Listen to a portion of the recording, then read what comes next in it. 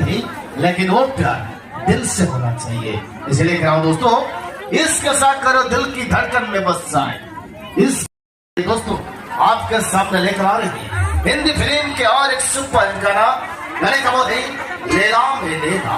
इस आवाज को आपके सामने लेकर आ रही है हमारे साल की सुर की रानी मिस उर्मी।